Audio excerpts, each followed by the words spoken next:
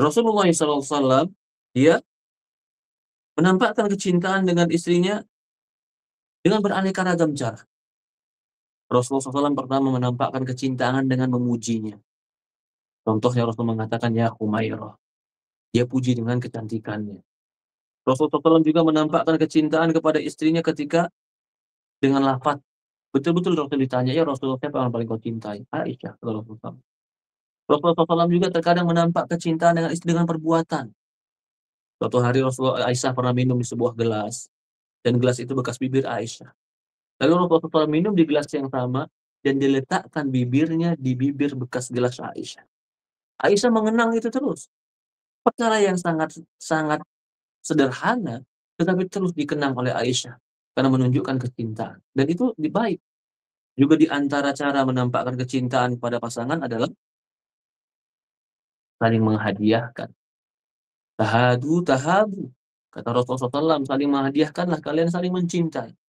Tidak mesti menghadiahkan karena momen tertentu. Kapan saja kau punya lapang harta, hadiahkan. Kau punya lebih sedikit sesuatu yang kau sukai, hadiahkan. Apa saja kau hadiahkan kepada pasangan. Mungkin seorang istri menghadiahkan makanan yang disukai oleh suaminya. Suami menghadiahkan perhiasan yang disukai oleh istrinya. Atau apa saja yang sederhana yang bisa saling menghadiahkan. Tahadu tahabu. Kalau kalian saling menghadiahkan, kalian akan saling mencintai. Juga mengucapkan tadi, "Uhibbuki fillah," aku mencintaimu karena Allah. Ini semua memupuk kasih sayang, menampakkan kecintaan. Rasulullah SAW mengatakan, "Matahaba, sab'atun yudhilluhumullah fi dzil." Ada 7 golongan orang yang akan dinaungi oleh Allah Subhanahu wa taala. Di antaranya adalah rajulani tahaba fillah wastama'a alaih waftaraqa alaih. Dua orang yang saling mencintai karena Allah, bertemu karena Allah dan berpisah karena Allah. Orang yang mencintai karena Allah, dia akan diberikan naungan Allah Subhanahu wa taala yaumul qiyamah.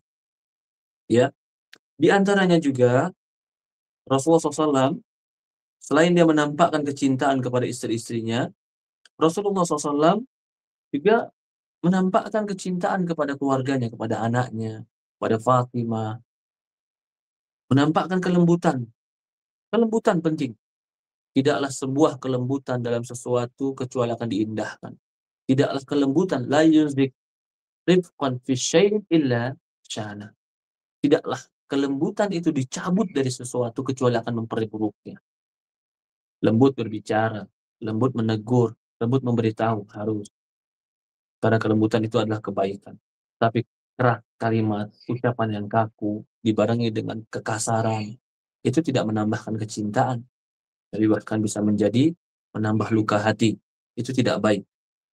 Rifqan, tumbuhkan rasa cinta dalam rumah tangga dengan saling menampakkan kecintaan, dengan saling menampakkan hadiah, dengan saling memuji, dengan saling mengungkapkan rasa cinta, dengan perbuatan-perbuatan yang indah, dengan akhlak yang mulia. Itu penting.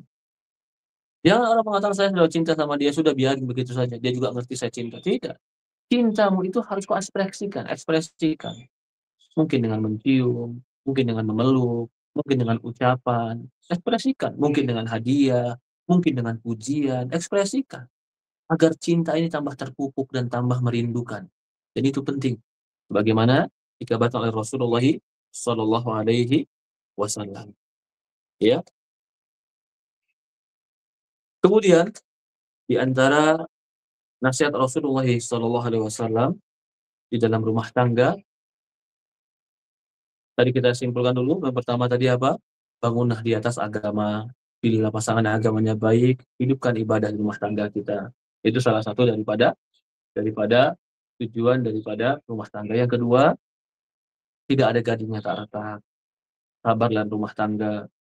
Yang indah-indah, terlalu indah itu cuma ada di TV dan ada di sinetron. Rumah tangga itu indah, rumah tangga itu manis, rumah tangga itu ibadah. Tapi mungkin ada masalah. Mungkin pasangan kita nggak sempurna. Karena mereka manusia, berikan uzur, lapangkan dada, berikan nasihat, saling merangkul, dan saling mengajak kepada kebaikan. Selama kesalahan-kesalahan itu sesuatu yang natural, manusiawi. Maafkan pasangan kita. Jangan minta kesempurnaan, tidak mungkin. Yang ketiga, saling menampakkan rasa cinta dengan menyanjung, mengucapkan kalimat cinta, saling menghadiahkan, saling berakhlak baik.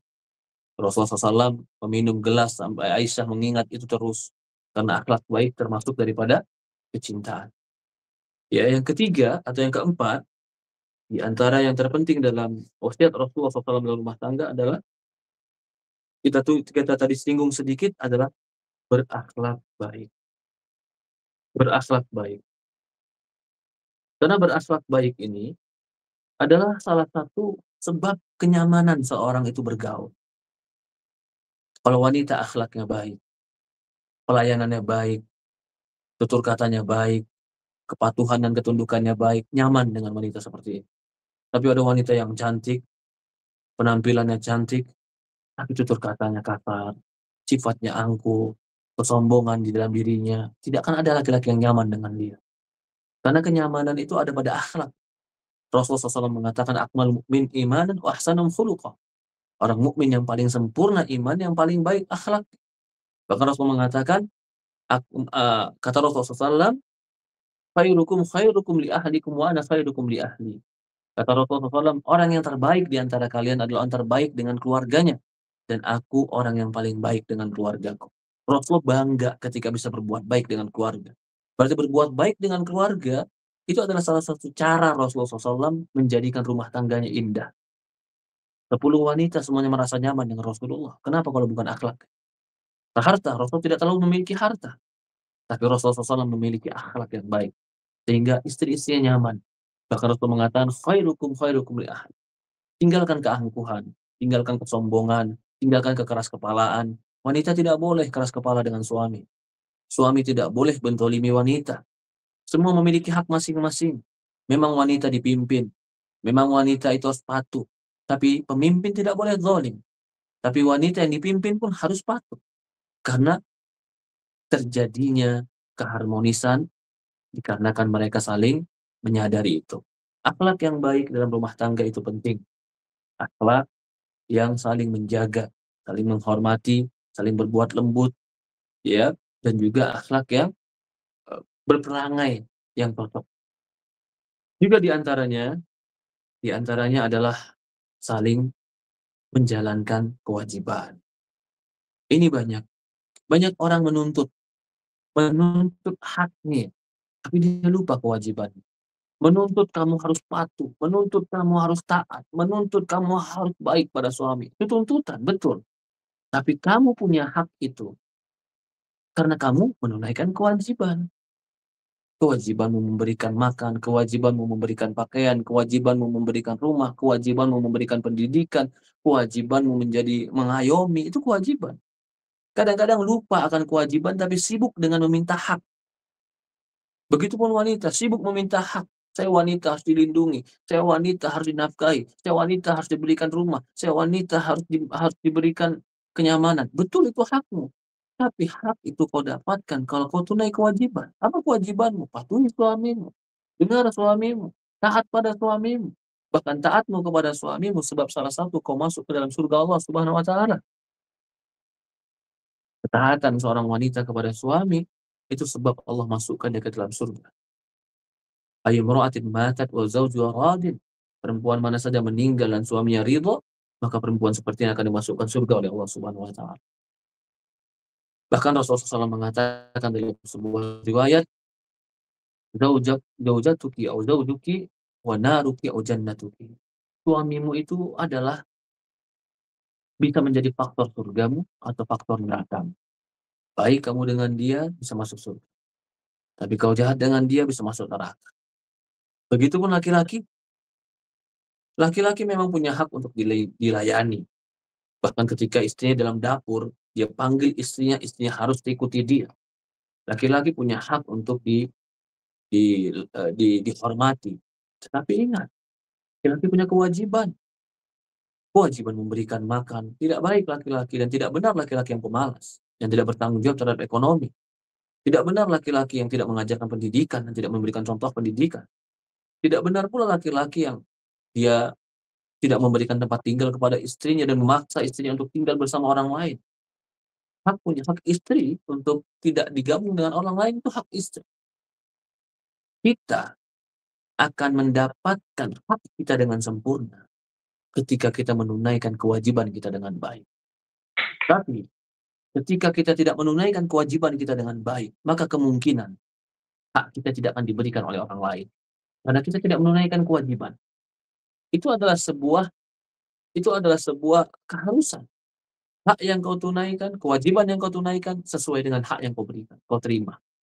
Ketika kau tidak menjalankan kewajibanmu dengan benar, maka akan mungkin kau tidak akan mendapatkan hakmu secara sempurna.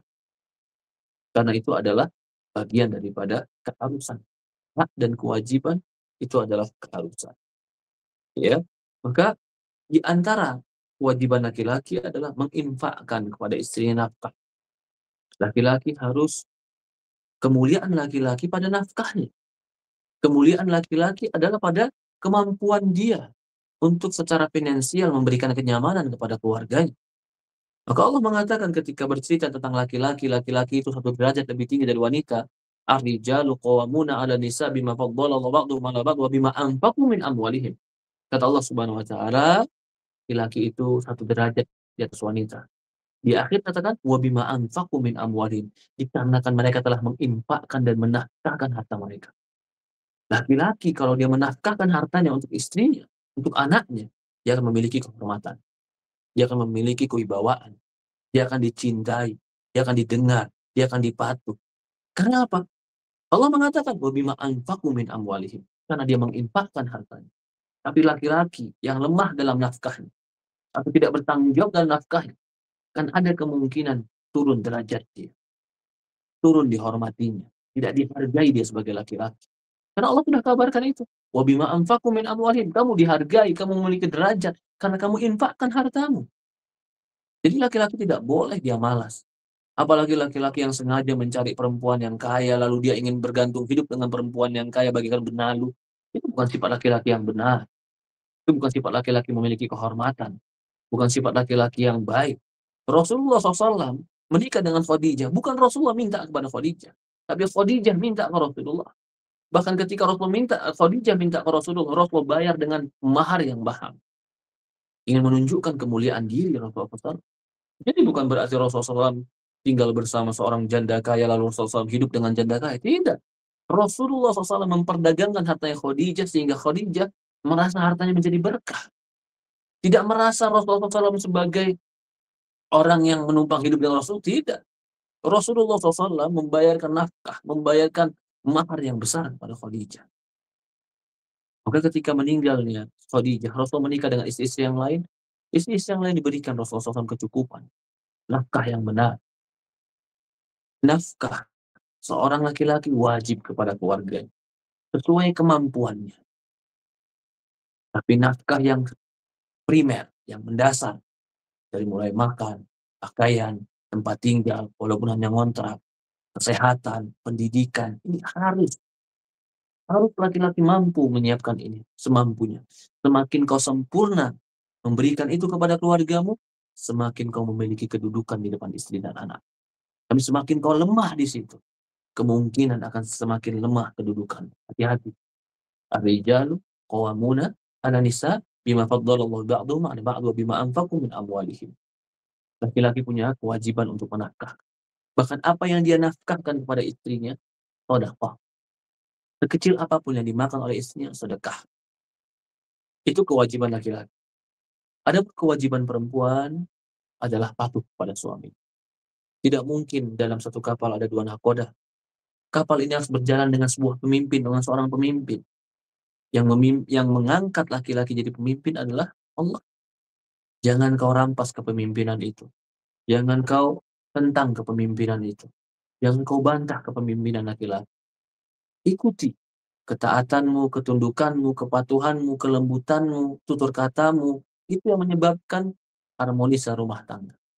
Maka Rasul ditanya, ya Rasulullah, perempuan mana yang baik? Perempuan mana yang terbaik? Rasulullah mengatakan, tuti'u iza amar, tasuru ila nadhar, wa tahfadu furujaha. Kata Rasulullah SAW, perempuan yang baik itu adalah perempuan yang taat jika diperintah, menyenangkan jika dilihat, dan dia menjaga kehormatannya jika suami yang tidak ada. Itu perempuan yang baik. Perempuan yang taat kepada suami.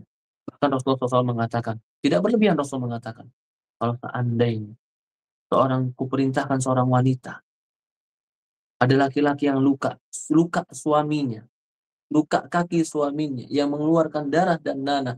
Seandainya dijilat oleh istrinya, belum tentu dia menunaikan haknya. Tinggi itu hak laki-laki. Kenapa?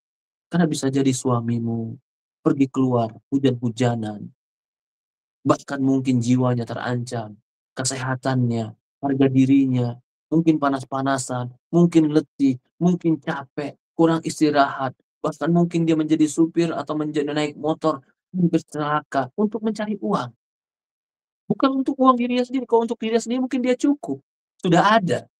Tapi ternyata dia berpikir untuk orang di rumah. Apa yang dia korbankan? Terkadang dia korbankan kehormatannya, dihina orang. Kadang-kadang dia dia korbankan fisiknya, dia harus luka, dia mungkin harus jatuh, dia mungkin harus capek, dia mungkin harus letih, dia mungkin harus panas-panasan, dia mungkin harus hujan-hujanan, dia mungkin harus berdiri yang lama, dia mungkin sampai pegal, hanya untuk mencari uang. Kalau dia berpikir untuk dirinya sendiri, uang itu sudah cukup buat dia, tapi dia nggak berpikir untuk dirinya sendiri. Dia berpikir untuk istrinya, yang bisa berpakaian seperti istri orang lain. Dia berpikir untuk anaknya, yang bisa makan sebagaimana makanan yang dimakan oleh orang-orang lain. Dia berpikir untuk keluarganya, agar bisa hidup sebagaimana hidup orang layak orang lain. Keletihannya, kesusahannya, dia korbankan itu untuk itu semua. Harga dirinya, jiwanya, keselamatannya, kesehatannya, tenaganya, dia korbankan untuk itu semua. Untuk apa? Untuk uang yang dia berikan kepada anak dan istri. Maka tidak pantas jika ada seorang wanita yang durhaka kepada suaminya, sementara suaminya telah mengorbankan seluruh hidupnya, seluruh tenaganya dan seluruh kemampuannya. Di antara hak suami adalah suami mendapatkan hak pelayanan secara batin. Pelayanan secara batin. Rasul mengatakan, kata dalam sebuah riwayat Rasul bersabda, "Ayy imra'atin idza da'a rajulu imra'atahu ila firas fa'abat." Jika seorang wanita itu atau laki-laki mengajak perempuan dan perempuan yang tidak mau, la'anatha malaikah hatta tusbih. Malaikat melaknat wanita itu sampai panik. Mengapa sebesar itu hak laki-laki? Karena menikah tujuannya adalah menjaga kehormatan, menjaga diri. Kalau itu tidak dipenuhi oleh seorang wanita, bisa merusak rumah tangga. Jadi, menjaga hak dan kewajiban ini penting. Hak laki-laki dia dipatuhi, tapi dia punya kewajiban untuk memenuhi kebutuhan wanita. Hak wanita adalah dilindungi, diberikan makan, diberikan kesehatan, diberikan penjagaan, tapi dia punya kewajiban. Kewajibannya adalah dia berkhidmat, melayani suaminya dengan baik. Bahkan pelayanan dia kepada suami dengan baik itu adalah amal soleh di sisi Allah Subhanahu wa taala. Kemudian teman-teman yang dimuliakan dan dirahmati Allah Subhanahu wa taala, ya, di antara wasiat Rasulullah Shallallahu alaihi wasallam kepada rumah tangga adalah agar rumah tangga itu menjauhkan maksiat dan dosa. Karena maksiat dan dosa itu sebab diharamkannya rizki, sebab dipecahkannya rasa cinta, sebab terjadinya pertikaian dan pertektokan. Rasul mengatakan dalam sebuah hadis, idza tahaba rajulan, dua orang saling mencintai, fafarraqa bainahuma, kemudian keduanya berpisah, illa bisababi dzanbin ahadihima aw kilahuma. Bisa jadi itu disebabkan dosa salah satunya atau keduanya. Kita tidak katakan 100% hilangkan dosa di rumah tangga, mungkin sulit, tapi paling tidak minimalisir. Jangan ada riba, jangan ada kemaksiatan, perdukunan, jangan ada keyakinan-keyakinan yang salah, tegakkan sholat, lakukan puasa, jauhkan pakaian-pakaian maksiat yang membuka jilbab, membuka aurat bagi wanita, jauhkan. Itu sebab salah satu datangnya kemaksiatan rumah tangga. Dan kemaksiatan bisa menghancurkan rumah tangga. Teman-teman yang dimuliakan di rahmat Allah Subhanahu wa taala, ya, di antara wasiat Rasulullah yang terakhir adalah berdoa. Doakan keluarga kita, doakan anak kita, doakan hubungan kita agar Allah mencintai kita dan pasangan kita. Rabbana hab lana min azwajina wa dzurriyyatina qurrata a'yun waj'alna lil muttaqina imam. Ini doa Rasulullah dalam Quran. Ya Allah, anugerahkan aku, pasanganku, keluargaku yang menghibur mataku dan jadikan aku bagi orang-orang pemimpin keluarga. Doa. Rabbi habli minas sholihin. Ya Allah, anugerahkan kami anak-anak yang soleh. Jangan pernah putus asa dalam doa. Jangan pernah malas dalam doa. Doa ini pun salah satu sebab Allah menumbuhkan rasa cinta dalam rumah tangga. Seorang ibu mendoakan anaknya dan mendoakan suaminya. Seorang suami mendoakan istrinya, ya Allah, cintakan kepada istriku, jauhkan kami dari kemaksiatan, satukan hati kami, kumpulkan kami dalam ketaatan. Doa kepada Allah Subhanahu wa taala. Rabbi habli minas sholihin. Rabbana, apa, dalam doa yang lain, Rabbi habli minas sholihin, Rabbana waj'alni muqimas sholati wa min dzurriyyati Rabbana wa taqabbal du'a. Rabbana ja'alni muqimas sholat. Ya Allah, jadikanlah aku orang-orang mendirikan salat, anak cucuku mendirikan salat. Ya Allah, terimalah doa-doa kami. Berdoa. Jangan bersandar kepada diri kita. Tidak akan pernah kita bisa baik kalau bukan Allah yang memperbaiki kita. Berdoa kepada Allah agar hubungan kita baik dengan pasangan kita, agar hubungan kita baik dengan anak kita, agar rumah tangga kita baik. Allahu a'lam. Ini nih poin-poin yang saya ambil, beberapa wasiat Rasulullah SAW dalam rumah tangga. Pilih agamanya, hidupkan ibadah, mengerti tujuan hidup, saling memberikan uzur, saling mengungkapkan kecintaan, saling menunaikan hak dan kewajiban, dan banyak berdoa kepada Allah Subhanahu wa taala agar Allah berikan kita anugerah keluarga yang baik. Allah musta'an. Ya, mungkin itu dari saya. Tafadhol aku.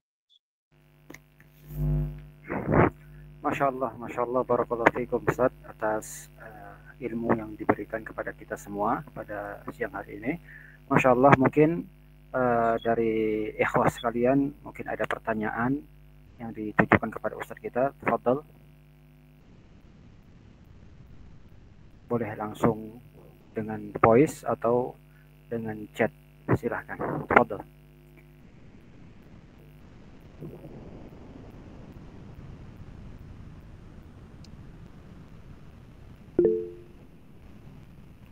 Tafadhol, Ibu Junior. Silahkan yang mengangkat tangan. Ya. Tafadhol. Assalamualaikum warahmatullahi wabarakatuh. Waalaikumsalam warahmatullahi wabarakatuh. Mau tanya Ustaz, tolong berikan tips atau saran bagaimana untuk menseleksi bila nanti anak kita ada yang melamar, apa yang harus kita lakukan? Masya Itu aja Allah. dulu. Betul, jazakallahu khair Ibu, terima kasih banyak. Apa sih dasarnya kita menseleksi orang? Tentu kita katakan tadi, Rasul mengatakan biasanya nikah itu karena cantiknya, karena hartanya, karena turunannya, karena agamanya. Pilihlah yang agamanya baik, kau akan selamat. Yang paling penting adalah lihat sholatnya. Sholat itu penting sekali, karena itu barometer iman seseorang. Kalau dia bisa menjaga komitmen sholatnya, dia bisa sholat 5 waktu, apalagi ke masjid, berarti ini orang memiliki, pertama, komitmen yang kuat. Yang kedua, memiliki waktu yang teratur. Yang ketiga, memiliki kesabaran. Orang yang terus-menerus sholat dalam ke masjid dan menjaga sholatnya pasti sabar.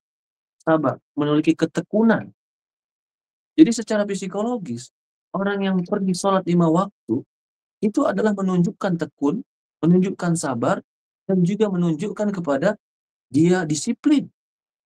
Boleh kita lihat sholatnya. Gimana sholat? Ya, kalau dibilang, apa nggak lihat fisiknya Ustaz? Boleh. Lihat sholatnya, kemudian fisiknya. Kalau fisiknya cukup, lalu lihat pendidikannya cukup, akhlaknya cukup, lihat sholat. Bahkan Rasulullah mengatakan dalam sebuah riwayat, tidak atakum man taradha dinuhu wa khuluquhu fazawwiju. Jika kau lihat laki-laki datang yang akhlaknya baik dan agamanya baik. Nah, agama itu berarti dari apa? Dari sholat. Karena itu rukun Islamnya. Fazawwiju, nikahkanlah dengan dia. Ini dari Rasulullah SAW. Kalau kau tidak nikahkan, maka akan terjadi ujian dan fitnah yang besar. Salah satu kriterianya adalah sholat 5 waktu. Apalagi dia bisa sholat di masjid, itu menunjukkan dia adalah orang yang disiplin, orang yang komitmen, dan orang yang memiliki semangat. Orang yang memiliki semangat. Allahu a'lam. Itu salah satunya. Mungkin ada yang lain? Silahkan. Masya Allah, barakallahu fiik. Yang lain silakan ingin bertanya kepada Ustaz kita. Waktu kita masih, Masya Allah, Alhamdulillah masih ada waktu untuk pertanyaan-pertanyaan dari yang lain. Tafadhol, silakan.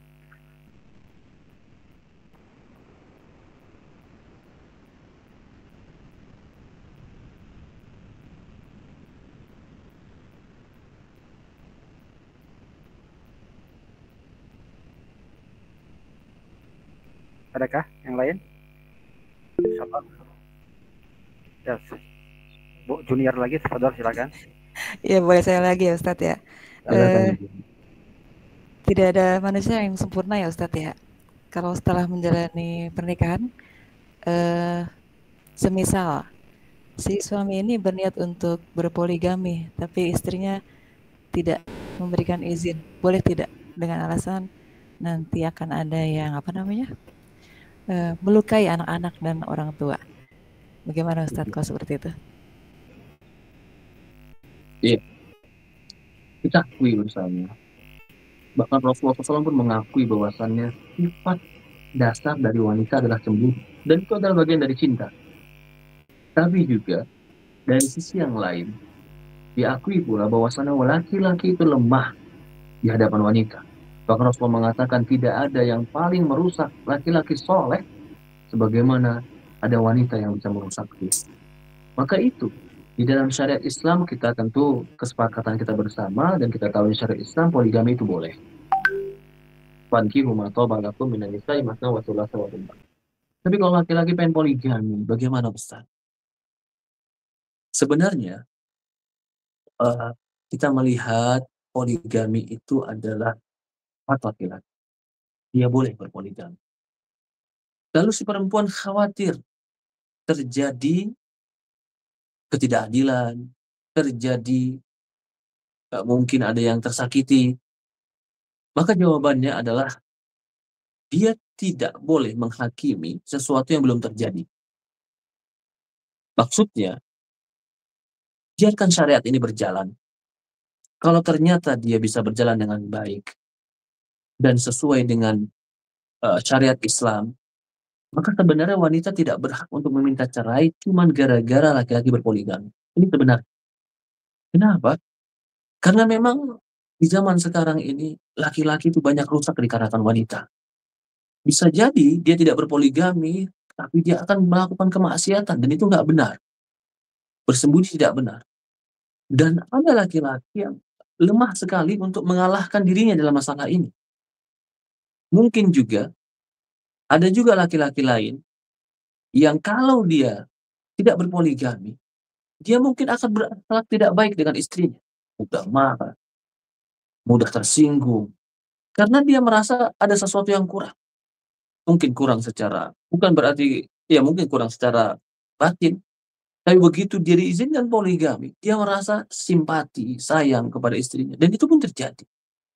Jadi intinya poligami diizinkan, asalnya perempuan tidak boleh meminta cerai dengan poligami kecuali telah terbukti terjalankan poligami si laki-laki tidak adil. Si perempuan ketika itu boleh minta mundur karena ada bukti ketidakadilan.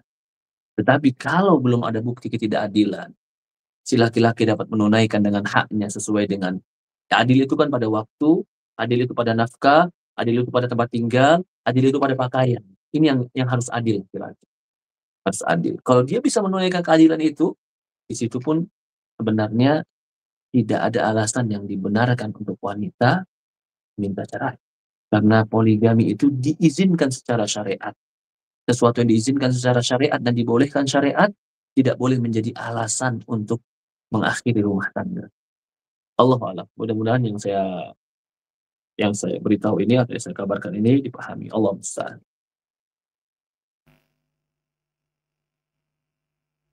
Ya, Allah ya. Masya Allah, barakallahu fiik. Kita sampai jam 14. Berapa menit lagi kita? Sudah jam 2 hari ini? 20 menit lagi. Sesuai dengan jadwal satu. Oke, siap. Ada pertanyaan ya mungkin kita berikan kesempatan. Fadal, yang lain, bapak-bapak, ibu-ibu, ada pertanyaan lain yang berkaitan dengan rumah tangga, silahkan.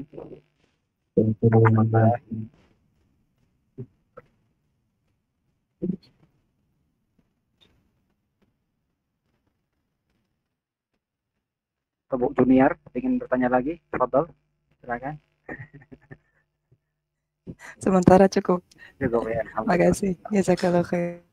Semoga memudahkan urusannya ya Bu ya. Bapak ikut nggak Bu? Ikut kajian nggak Bapak? Oh, enggak. Kajian. Dengar pencerahan dari Ustadz kita, Masya Allah, biar sama-sama membangun Iya, next time mungkin ya. Insyaallah.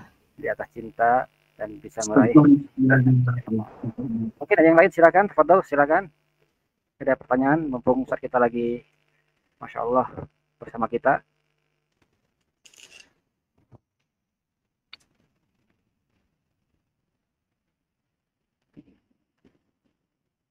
Ya, ada pertanyaan di chattingan. Saya bacakan, Ustaz. Assalamualaikum Ustaz, barakallahu fiik. Mau tanya, Tat, apakah boleh orang tua cariin jodoh buat putrinya dengan tanya-tanya sama teman atau saudara? Pertanyaan. Bolehkah orang tua mencarikan jodoh buat anak putrinya? Sebenarnya, asalnya itu adalah orang tua mencarikan jodoh kepada anak, terutama anak wanita ya. Dia boleh mencarikan jodoh. Tapi sekarang malah sudah menjadi sebuah kebiasaan anak perempuan cari jodoh sendiri. Akhirnya mungkin mereka berpacaran, mungkin dia akhirnya mencari laki-laki dan berkenalan laki-laki. Nah, ini dikhawatirkan salah. Dan ingat, anak-anak muda ketika mencari jodoh, itu dia memiliki sebuah penilaian yang kadang-kadang lemah. Terus terang saja lemah. Dia tidak memiliki pengalaman hidup yang sempurna, sehingga dia mudah terikat hati. Kadang-kadang dia cuma dikasih coklat sama laki-laki, sering dikasih coklat sama laki-laki, dia sudah tergila-gila dengan laki-laki itu. Ini menunjukkan kelemahan jiwanya. Artinya dia mudah terpengaruh, mudah tertarik. Berbeda dengan orang tua itu kan lebih objektif menilai. Dari kebaikan fisik, kebaikan keluarga, kebaikan finansial, kebaikan agama, orang tua lebih objektif. Tapi memang jika orang tua mencarikan jodoh buat anaknya, tetap yang lebih baik adalah sesuatu yang anak itu pun suka. Jadi tetap boleh orang tua mencarikan, bahkan mungkin orang tua mencarikan di zaman sekarang pun baik, karena bisa lebih objektif. Karena anak-anak muda sekarang terkadang mencari pasangan itu tidak objektif. Cuman gara-gara sering dikasih bunga dia bilang baik, padahal nggak pernah sholat. Cuman gara-gara sering dianterin pulang sekolah dia bilang baik, padahal dia bukan laki-laki yang bertanggung jawab seperti itu.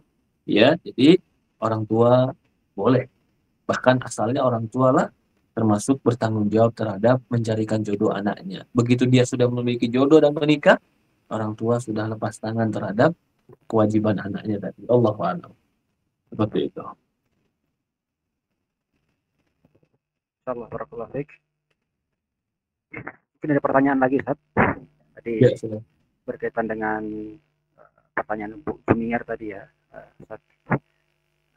Pertanyaannya, Ustaz, kita sebagai laki-laki nih, sebagai suami, bagaimana trik untuk bisa meyakinkan seorang istri bisa berbuat adil ketika nambah lagi, Ustaz. Poligami lah gitu. Sehingga istri bisa menerima kita untuk nambah lagi, nambah keluarga, nambah saudarinya. Nah, itu gimana, Ustaz? Betul, Ustaz, barakallahu fiik. Sebenarnya terus terang saja, ilmu poligami itu bukan ilmu coba-coba, ilmu perlombaan. Oh, kamu bisa, saya bisa. Kamu mampu, saya mampu. Ingin menunjukkan kehebatan. Kalau itu dasar ilmu poligami, sudah barang tentu poligaminya salah. Poligami itu sesuatu yang pintu yang dibuka hanya bagi mereka yang betul-betul harus membukanya. Atau ada kebutuhan membukanya. Kalau nggak ada kebutuhan, kalau tidak ada keinginan, cuma ingin coba-coba, di situ akan ada beban yang lebih, tanggung jawab yang lebih. Di situ akan ada masalah yang lebih, karena akan bertemu dengan banyak orang. Ini harus dipahami juga oleh sebagian laki-laki ya. Kadang-kadang laki-laki ini pengen poligami, dia pikir poligami itu cuma malam. Malam indah terus. Kamu akan bangun, akan ada siangnya. Kamu nggak mimpi terus, kamu akan bertemu dengan orang-orang. Seperti itu. Jadi, tetap, boleh poligami, boleh. Tapi sekarang kau nilai, mana yang lebih baik bagi dirimu? Sabar dalam keadaan sekarang, kau cukupkan yang ada. Atau kau sabar dengan keadaan yang nanti mungkin akan ada masalah yang berbeda? Ya ini kembali kepada diri masing-masing. Ada yang orang mengatakan, saya kalau sendiri, kehidupan berumah tangga istri saya sendiri, akan banyak masalah. Saya lebih sabar kalau saya menambah. Ya. Cuman sekarang pertanyaannya bukan ke situ. Pertanyaannya, ini nasihat pertama saya ya, tentang poligami. Jadi jangan jadikan ini perlombaan, jangan jadikan ini sebuah show, ya, menampakkan. Itu bukan cara seperti itu. Poligami ini syariat, poligami ini kebutuhan jiwa, poligami ini adalah bagian dari syariat Allah, bukan untuk dicacatkan dengan sekedar mencoba-coba. Pertanyaan kembali, bagaimana meyakinkan istri bahwasannya dia adil? Ya itu tergantung akhlak kita ya. Punya satu aja sering bohong, lalu dia minta izin dua, kira-kira dikasih gak sih? Kamu sendiri aja, hidup sendiri, kamu sering bohong sama aku. Ya, jadi meyakinkan itu bukan dengan ucapan, meyakinkan itu dengan hidup bareng. Oh, aku lihat suamiku sholatnya jamaah kok. Aku lihat suamiku adil sama anak-anaknya, adil.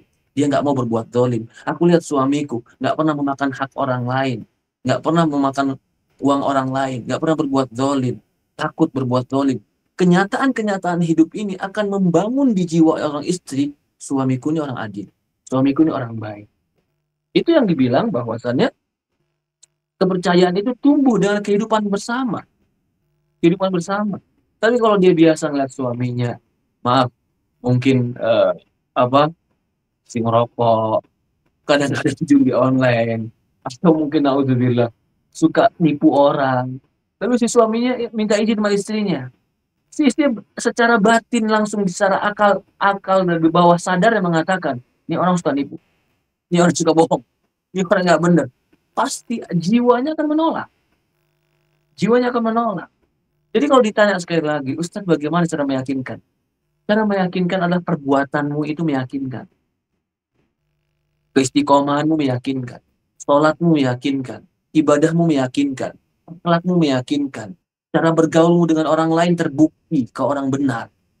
Ketika semua telah terbukti ini lalu kau katakan, aku komitmen akan adil samamu. Akal bawah alam sadar dia yang pernah melihat dan mendengar kejujuran dan kebenaran akan mengatakan benar, dia ini jujur. Jadi cara meyakinkannya gimana?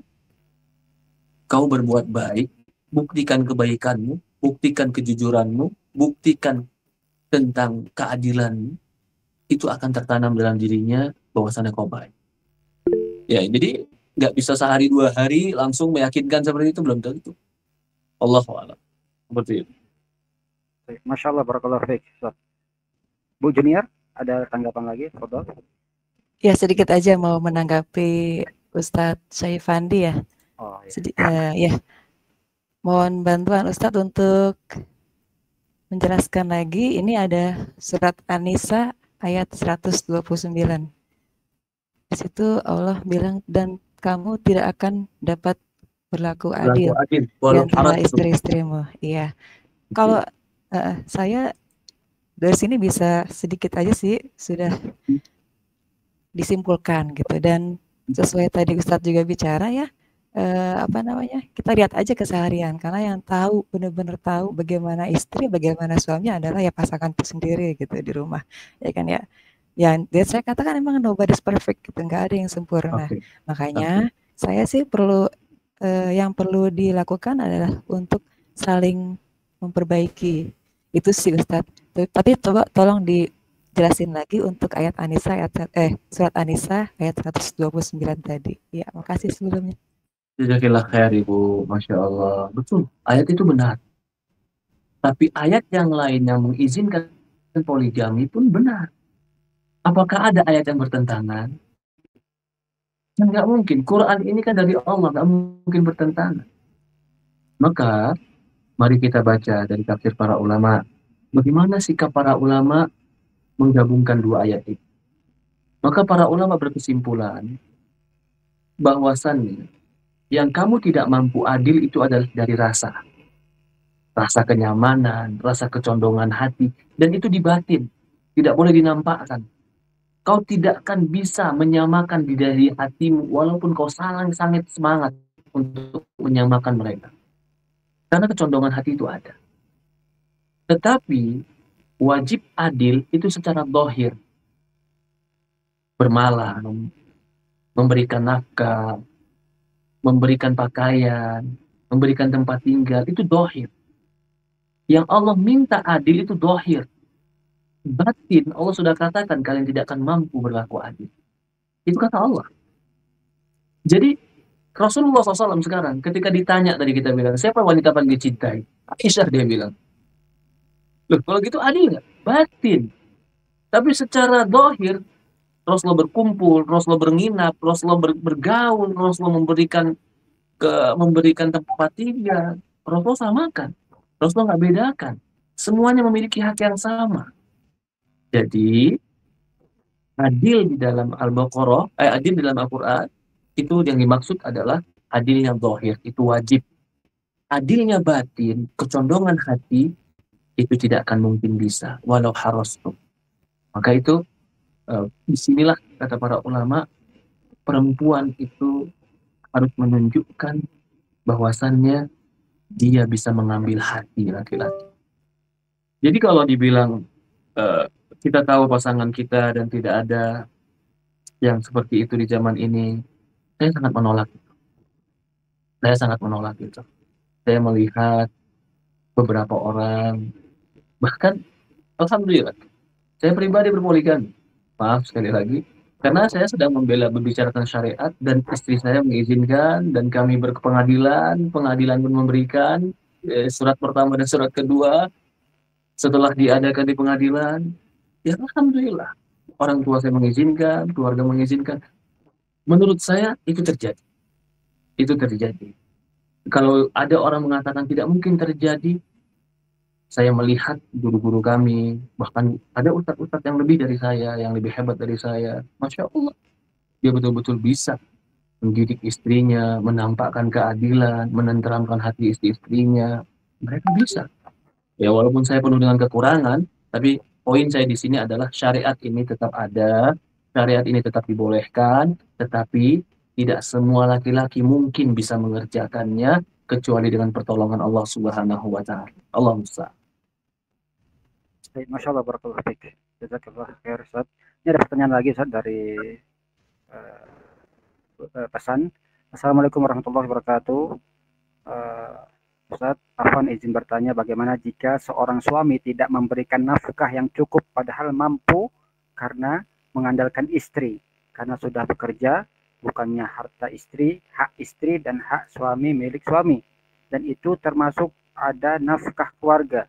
Jika harta istri sudah dikeluarkan karena nafkah keluarga si istri sudah ridho, dan apakah jika si istri tidak ridho itu termasuk hutang suami, Pak Ustadz?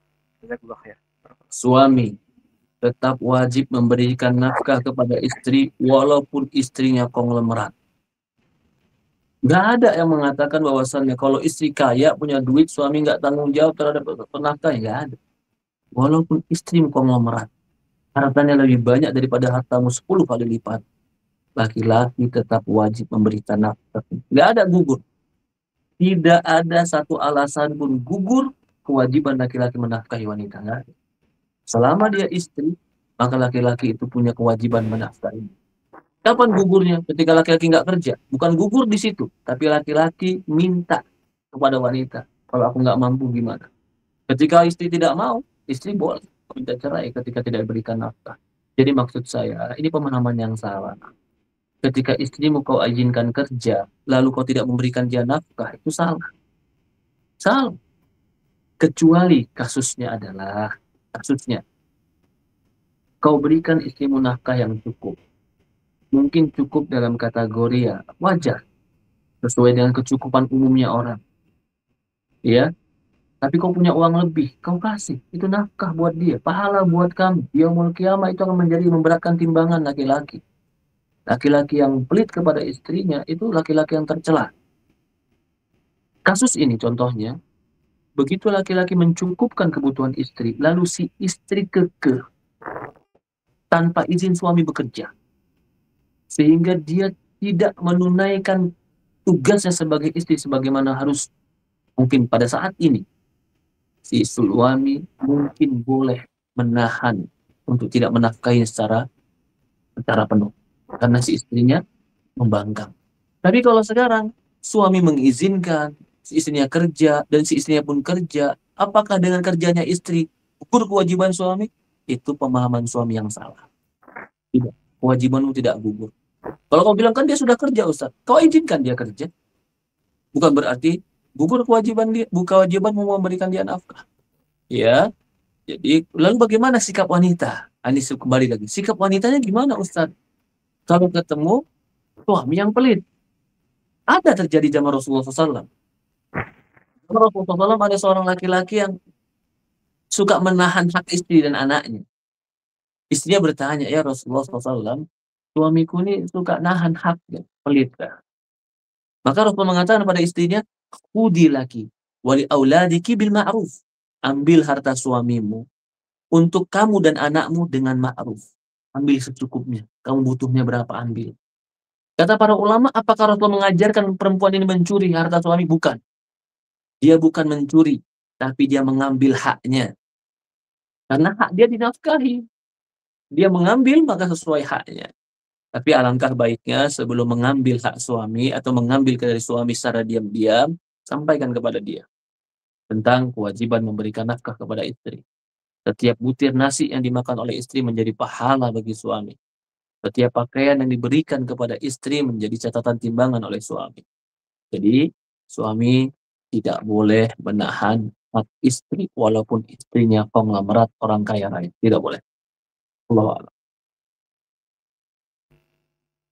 Baik, Masya Allah, Barakallahu fiik Ustaz atas jawabannya, atas pencerahannya terhadap apa yang ditanyakan oleh kita-kita semua dan dijawab oleh Antum. Barakallahu fiikum. Ya, Alhamdulillah, karena waktu kita sudah jam 2.26, Ustaz. Apakah kita tutup saja? Ya. Ya, Masya Allah, jazakallah khair teman-teman semua. Di hari Ahad siang ini kita bisa berkumpul secara online. Saya yakin teman-teman yang berkumpul untuk belajar ilmu agama ini tidak lain adalah mencari ridho Allah Subhanahu wa taala. Semoga Allah berikan kita pahala, semoga Allah mudahkan kita masuk ke dalam surga. Semoga Allah Subhanahu wa taala anugerahkan kita keluarga sakinah, mawaddah warahmah, pasangan yang saling mencintai, anak-anak yang soleh dan solehah. Semoga keluarga kita, rumah tangga kita dimasukkan surga oleh Allah Subhanahu wa taala. Mungkin itu saya sampaikan. Mudah-mudahan apa yang saya sampaikan bermanfaat. Kurang lebih mohon maaf, saya kembalikan kepada moderator. Dan saya ucapkan terima kasih banyak kepada teman-teman yang telah mengajukan pertanyaan dan memperhatikan. Jazakallah khair. Terima kasih banyak. Semoga Allah Subhanahu wa taala balas semua kebaikan. Allah musta'an. Jazakallah khair. Alhamdulillah, karena sudah ditutup oleh Ustaz kita, maka kita tutup kajian pada siang hari ini dengan doa kafaratul majlis. Subhanakallahumma wa bihamdika asyhadu an la ilaha illa anta astaghfiruka wa atubu ilaik. Assalamualaikum warahmatullahi wabarakatuh. Barakallahu fiikum. Silakan untuk keluar. Silakan, barakallahu.